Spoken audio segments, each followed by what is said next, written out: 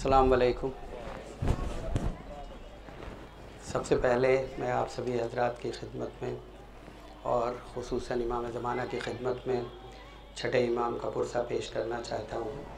वैसे तो ये मौका मजलिस का है और मैं क़िबला की मजलिस सुनने, लेकिन इस्लाम वो मज़हब है जो इल्म की बात करता है। और जब आप कुरान पढ़ेंगे तो आपको ये मालूम होगा कि जो दो लफ्ज़ सबसे ज़्यादा बार कुरान में इस्तेमाल हुए हैं उनमें एक लफ्ज़ अल्लाह है और दूसरा लफ्ज़ इल्म है।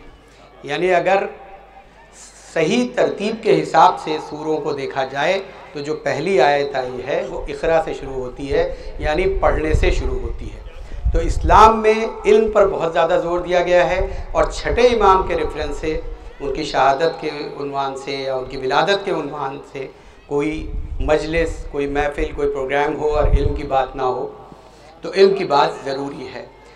अभी मैं डायरेक्ट चूँकि क्लिनिक से आ रहा हूँ तो शायद वही दिमाग में चीज़ें चल रही हैं, तो बस बहुत जल्दी से कुछ बातें आपके सामने रखूँ कि इस्लाम ने कुरान की रोशनी में जो लोगों को दावत दी है तो एक इंक्लूज़न क्राइटेरिया रखा है कि देखो किसको हकीकी इस्लाम और मुसलमान समझना, और एक एक्सक्लूजन क्राइटेरिया रखा है कि देखो अगर ये सिफ़ात हों तो उनको इस्लाम से बाहर कर देना। तो कुरान में आप देखिए सूरह यूसुफ में 106 नंबर की आयत में अल्लाह इरशाद फरमा रहा है कि ऐ मेरे हबीब आप दावत दीजिए लोगों को अपने मज़हब की तरफ इल्म के ज़रिए से। तो ये ऐलान कर दिया कि देखो जहाँ तुम्हें इल्म मिलेगा समझ लेना वही इस्लाम है। जो आलिम हो, ये आलिम आप दुनियावी सिर्फ उनसे मत समझिए, इल्म के और भी कई मायने हैं, लेकिन हाँ अगर वो आलिम है तो वो इस्लाम में शामिल है। और बाहर किसको किया है कुरान में मौजूद है। जब पूछा कि क्या ये मेरी ज़ुर्रियत तक जाएगी, जब अंबिया ने पूछा मेरी ज़ुर्रियत तक जाएगी तो ये इरशाद हुआ कि कभी मेरा ओहदा जालिमों तक नहीं जाएगा। तो अब आप ये देखते जाइए जहाँ भी आपको वो इस्लाम नज़र आए जो बच्चों को कत्ल करता हुआ नज़र आए, स्कूल में बम ब्लास्ट करता हुआ नज़र आए, टेररिज्म की निशानी बनता हुआ नज़र आए, तो वो एक्सक्लूजन क्राइटेरिया है इस्लाम का, इंक्लूजन क्राइटेरिया नहीं है। जहाँ पे आपको यूनिवर्सिटीज़, कॉलेजेस, स्कूल्स, पढ़ने लिखने वाले और दरसगाहें मिले वो हकीकी इस्लाम है। रसूल अल्लाह ने इरशाद फरमाया देखो इल्म हासिल करो माँ की आगोश से लेकर के कब्र तक। तो माँ की आगोश पहला मदरसा है और दूसरा मदरसा वो है जिस पर आप इस वक्त बैठे हुए हैं। ये फर्श अज़ा है कि जहाँ हर तरह के उलूम पढ़ाए जाते हैं। और ये मैं ऐसे ही नहीं कह रहा हूँ, इमाम जाफ़र सादिक अलैहिस्सलाम के रेफरेंस से। अपने बच्चों को मैं ये याद दिलाऊं कि जब वो सर्च करेंगे तो रिसर्चर जर्नल एक ऐसा जर्नल है जो इंडेक्स जर्नल है। ये 12 मैं कई तकरीरों में ये बात कह चुका हूँ, लेकिन इस पर स्ट्रेस देता रहता हूँ कि बच्चे इसको पढ़ें।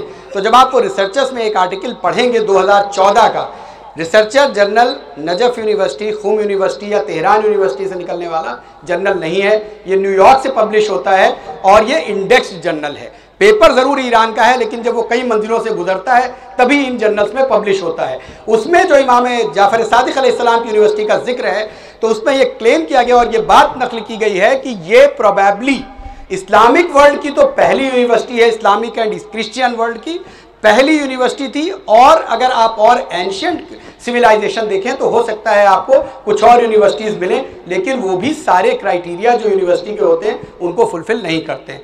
क्राइटेरिया यूनिवर्सिटी के क्या होते हैं? यूनिवर्सिटी के क्राइटेरिया ये होते हैं कि डिफरेंट सब्जेक्ट्स पढ़ाए जाएं, डिफरेंट मुल्क और डिफरेंट जगह के लोग आकर के उसमें पढ़ रहे हों, और साथ में एग्जामिनेशन का प्रोसीजर हो कि आप एग्जामिनेशन क्लियर करते जाएं, आपको डिग्री मिलती जाए। ये कहलाती है यूनिवर्सिटी। अब जब आप देखेंगे तो पाँचवें इमाम के बाद पाँचवें इमाम ने अपनी ज़िंदगी में एक छोटा, वक्त बहुत कम है, एक छोटा सा मदरसा शुरू किया था जिसमें वो लोगों को एक मस्जिद नबवी के सहन में तालीम दिया करते थे। एक रिलेटिवली पीसफुल पीरियड था वो हमारे इमामों के लिए। और आपकी वफ़ात, यानी अब यहाँ पे डेट्स पे ध्यान रखिएगा, 700 ईस्वी में छठे इमाम की विलादत हुई है। 730 ईस्वी से लेकर और 765 ईस्वी तक आपको ये हिस्ट्री में मिलता है कि ये वो दौर था जिसमें धीरे धीरे पहले मदरसा और उसके बाद जब जगह कम पड़ने लगी और मस्जिद नबवी बढ़ाई जाने लगी तो अपनी खुद की जगह पे एक यूनिवर्सिटी को इमाम जाफ़र सादिक अलैहिस्सलाम ने कायम किया। जहाँ जब आप ज़ियारत के लिए जाते हैं तो आपको इशारे से बताया जाता है ये बागात हैं जो इमाम ने लगाए थे, जिसके रेवेन्यू से वो बच्चों को स्कॉलरशिप दिया करते थे, बच्चों को तालीम दिया करते थे, और उसके बाद वो यूनिवर्सिटी इस्टेब्लिश की। यानी ये ड्यूरेशन है 730 से 765।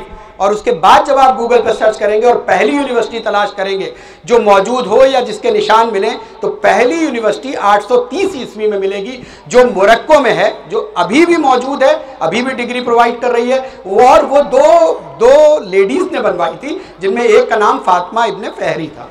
तो वो एक रिकॉर्डेड है जो आज भी डिग्री दे रही है। लेकिन उससे पहले की कोई भी यूनिवर्सिटी ना आपको यूरोप में मिलेगी, ना इस्लामिक हुकूमत में मिलेगी। उसकी वजह क्या थी? क्रिश्चियनिटी जब आई तो उसने बाइबल के जो मैसेजेस थे उनको महदूद कर दिया और उसमें डिस्टॉर्शन किए।